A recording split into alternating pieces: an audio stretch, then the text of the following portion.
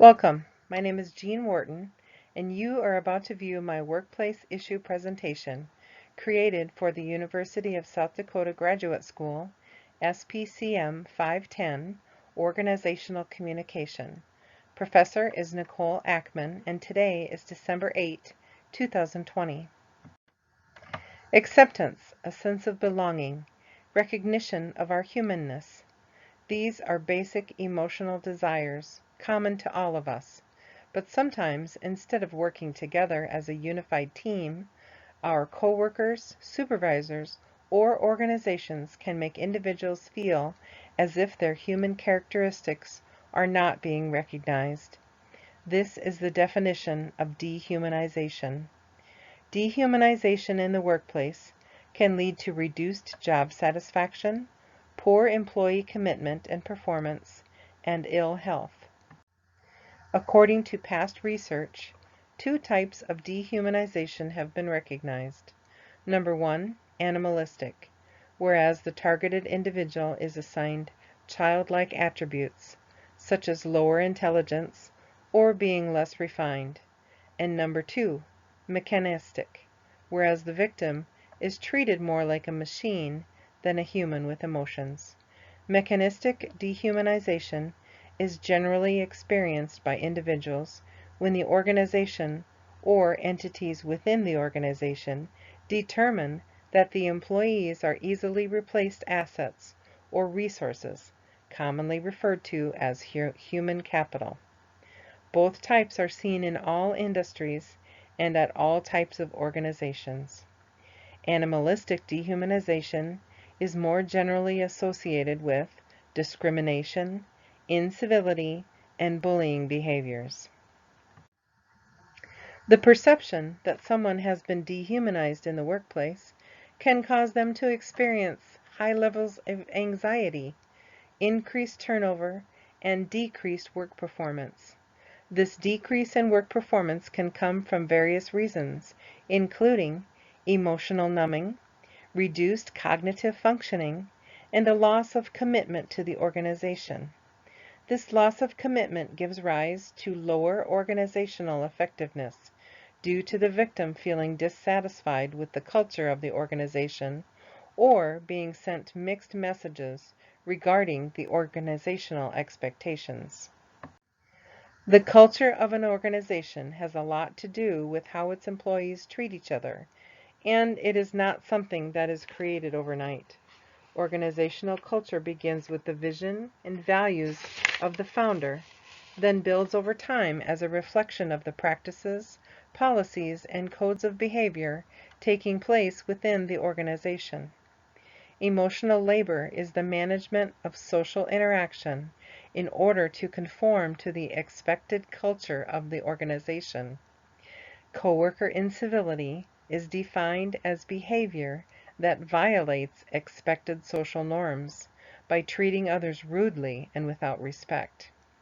Victims of workplace dehumanization often need to utilize the emotional labor concept of surface acting in order to counteract, hide, or deal with the mistreatment they have been receiving. This surface acting is an attempt to display an emotional response that is considered acceptable by the organization's cultural expectations. Deep acting occurs when the individual is able to make an emotional connection through interaction that improves engagement with the other person. Incivility and dehumanization make this personal connection more difficult. This is detrimental as deep acting is a way to create authenticity in communication. So how can we find ways to reduce incivility and dehumanization in our workplace? First, you must recognize the problem. As a manager, you are responsible for the team you lead, so it is imperative that you not only lead by example, but watch for signs of these destructive behaviors in your department and throughout your organization. The principles of the moral philosopher Kant are a good place to start when determining acceptable emotional labor practices. Kant stated that others should be treated as you would like to be treated, and that all individuals should be treated as equals. Recognizing and remedying any shortcomings in your own methods of communication will aid the culture of the department and organization. Rooting out breaches of these social expectations and addressing the issue with coaching, counseling, and possible reprimand is necessary to restore harmony in your department and improve teamwork. Some ideas to diffuse a situation causing dehumanization and incivility between your subordinates include programs aimed at maximizing productivity within work teams, changing work schedules, offering incentives for collaboration and civility, creating a peer review board for issues, instituting 360-degree feedback, and making the expectations and consequences clearly understood. Granting a voice to your team members through the use of upward communication will improve job satisfaction, employee engagement, and commitment. This policy of obtaining upward feedback will aid you in the supply of intel to help determine whether there are concerns, and it will give you the information you need to address them.